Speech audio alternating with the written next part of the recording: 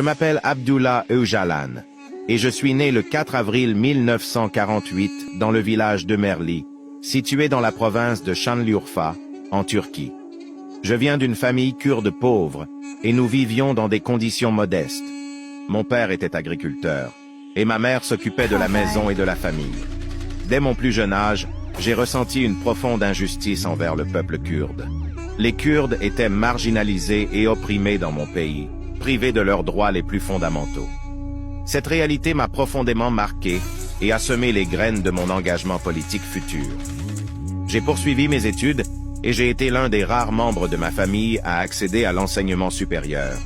J'ai étudié la philosophie à l'université d'Ankara, où j'ai été exposé à différents courants de pensée, ce qui a renforcé ma détermination à lutter pour les droits du peuple kurde. Au cours de mes études, j'ai commencé à m'impliquer activement dans des mouvements politiques et sociaux, et j'ai cofondé le Parti des travailleurs du Kurdistan, le PKK, avec un groupe de camarades dévoués en 1978.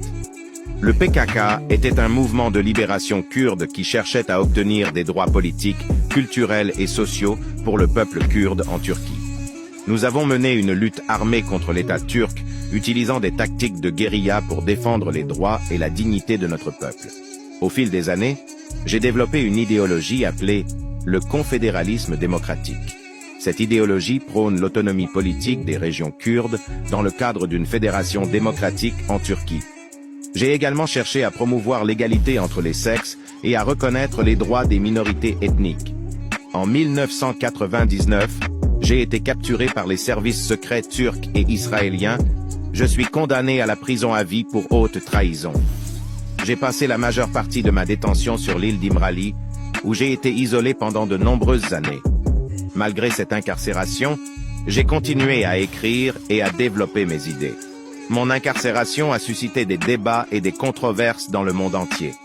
Certains me considèrent comme un terroriste, tandis que d'autres voient en moi un leader politique et une voix pour le peuple kurde. Aujourd'hui, mon héritage politique et mes idées continuent d'influencer la lutte kurde et la situation politique au Moyen-Orient. Quelle que soit l'opinion que l'on puisse avoir de moi, j'espère que mon parcours et mes idées suscitent la réflexion sur la question kurde et sur la nécessité de respecter les droits de tous les peuples.